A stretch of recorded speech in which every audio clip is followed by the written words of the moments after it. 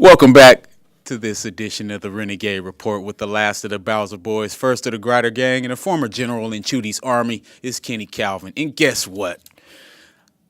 In the spirit of football and community, I have one of my oldest teammates, one of my most dependable teammates over the last 30 years, Mr. Robert Carter, Executive Vice President of Kernbridge Youth Homes. How you doing, sir? Hey, Ken, how you doing, man? Doing fantastic, man. Excited to have you. I know you're so busy.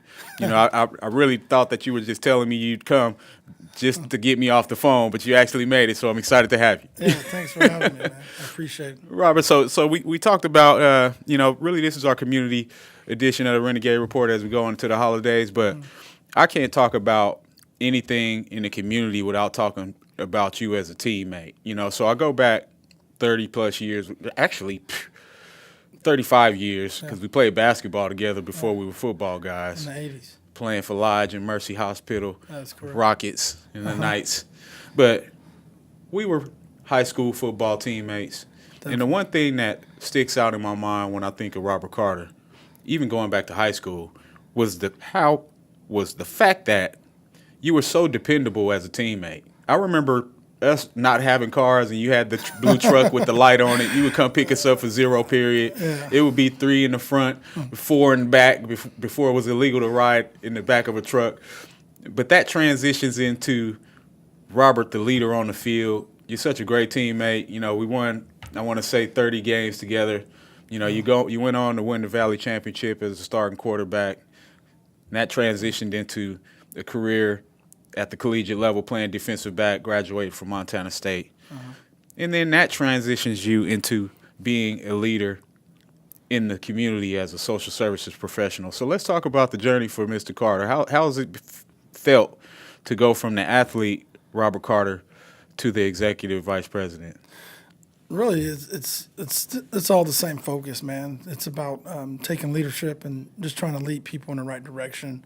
Whether it's teammates, as you know, I was a high school quarterback for 4 years over at Bakersfield High. Absolutely. But just enjoying being a leader, whether that's helping teammates or helping kids in the community, giving back, and just trying to teach people, how to do the right thing in life to, become successful. So that's always been my goal. Absolutely. You've done a fantastic job of that, even to the point of when I retired from playing.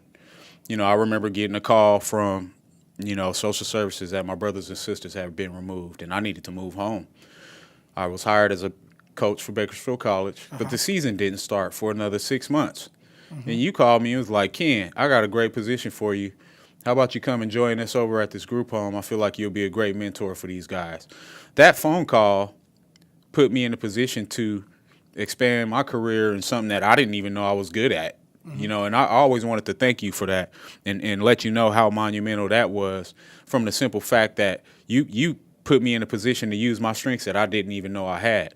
But let alone, not just for me, you've done that for hundreds of people to establish them to have careers in social services, and some of them have went on to get degrees and get master's degrees that they wouldn't have pursued if they didn't pursue that social service background. So how's it felt for you to be that kind of teammate professionally?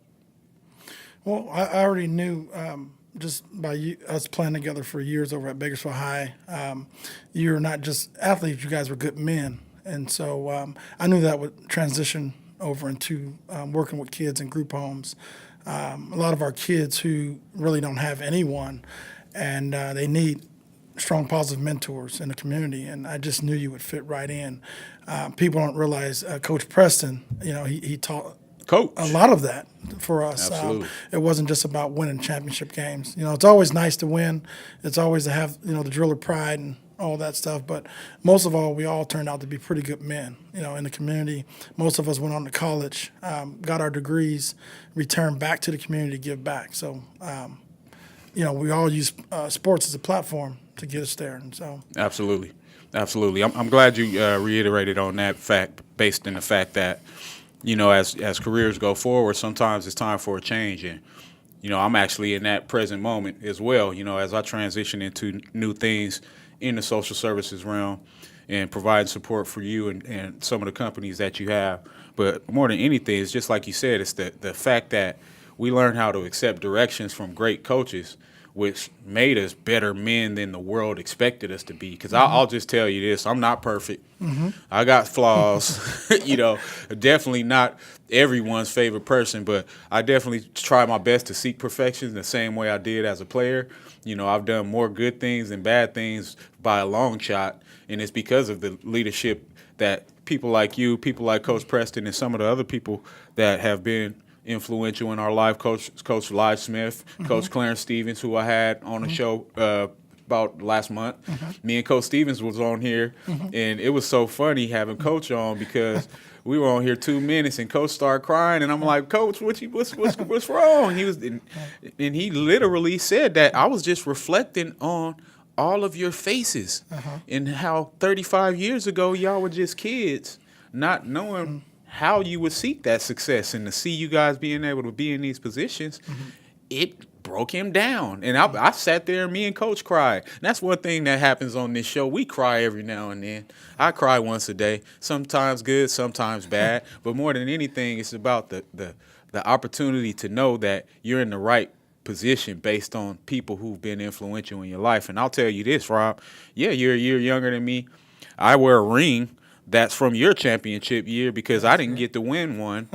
But the late Coach Boomers felt that we worked our tails off to the point to where he knew that after his death, he needed to leave it with somebody that didn't get one. So I have your ring on when I didn't even play on that team. But that's the symbolism of how much the sport meant to us as men and how it put us in a position to be successful. So, Rob, let's talk about just how influential you've been in the community. Because I'm going to just tell you this, and this, before you answer, you don't get the credit you deserve.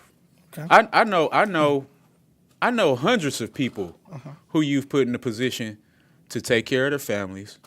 I know hundreds of people who you put in a position to get to school every day. I know hundreds of people. I know thousands of kids who you've assisted over the years that are now thriving adults based on the love and care that you put into them. How does it feel to be in that position? Because you're a humble dude. You're never going to give yourself that credit. How does it feel, man?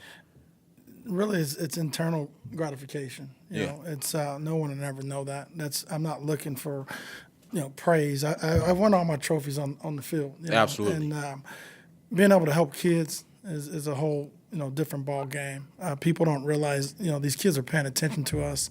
They're looking for someone to look up to, and so how else better to serve your community and to giving back and showing kids that you're special, you can make it no matter where you come from. I come from an environment where I didn't have a father around all the time, in and out of jail, and my mom was on drugs for quite for a lot of years, and both doing well now, but no matter what that's good to hear, man. I'm glad you reiterated. No matter what you're faced with, you can still overcome it. But the coaches, they don't realize how much of a role they play in our success today. Going from Coach Van Horn to Coach Preston, and all these coaches, like I say, meant something to us. We looked up to them. Coach Theo, Coach Hudson, Coach Hill. I just saw Hudson the other day at the game, and we talked, Nice. and I said, we still talk about all your creativity, man. You come up with the best plays.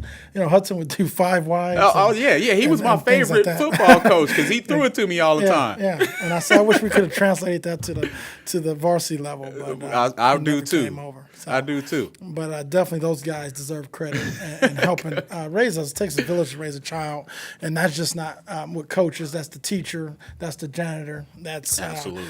That's uncles. Those are older cousins, whoever it may be. But kids are always paying attention, man. Absolutely. They need people to look up to. Yeah, we had a meeting a couple weeks ago at your house, and one of the things that you said that resonated was no matter where you are on the totem pole, you're equally as important.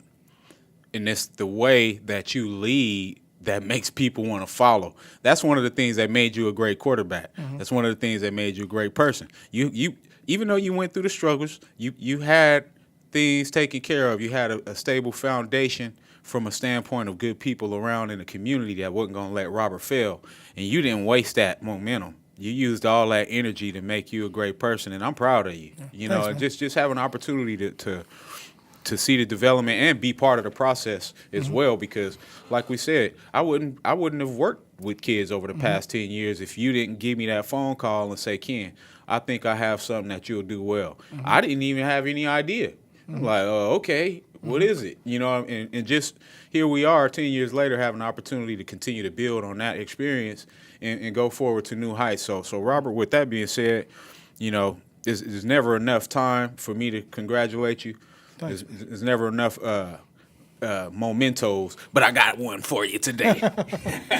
Hey, you see me bring them in, and just like I told the last three guests, you know, my son will be home from the Army on the 21st. My oldest son is in Poland in the Army. It's one of the most proudest experiences that I've had as an adult, is to be able to brag about what they're doing as soldiers in the U.S. Army. So I want to bless you with that. You know, I keep mine and carry it all the time. Thanks. Stay hydrated.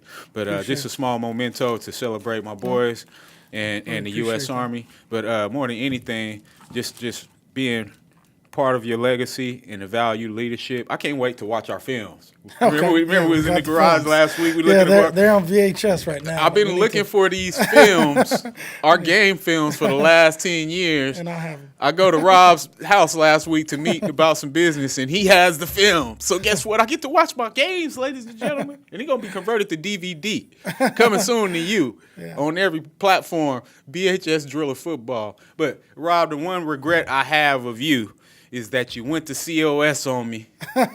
You went to COS on me. COS, which I was advised by Coach Preston to go, you know, at the time, Coach Kelly. A lot of people know about Roger Kelly, but he's a driller. No, Coach Kelly was the coach that I coached with later. Yeah, he was a driller, but moved up to COS and had a chance to go up there and play in the Sunkist Bowl. And it was very successful, man. We got to play each other one time. That was a fun game. Yeah. We didn't get to guard each other or nothing. We both played defense, but it was fun being able to nag at you while you got to play for the first time as opponents. But hey, I got to tell y'all, world, this is my last show. We're going to go to some recaps after the break, but more than anything, this is my last guest. But more than anything, one of the reasons I had Robert on is because life's about grasping the situation front hand and moving forward and being the best version of yourself that you can be. One of the reasons why I'm somewhat the best version of myself is because of the man to my right, Mr. Robert Carter, and I appreciate you. Anything I could do to help you in the future, I'm definitely excited to do that. And anything else you want to tell the world before we get to the break? No, just keep giving and helping, man. That's what it's all about. Helping kids become successful and looking out for one another to make the community and the world a better place. So that's what we want to do. So. Absolutely. Executive Vice President of Kernbridge's Youth Homes, Program Director, also CEO of his own Scott Social Services and Sunkist Youth Homes, Robert Carter. This is Kenny Calvin and the Renegade Report. We'll be right back with our last recaps of the calendar year right after this break.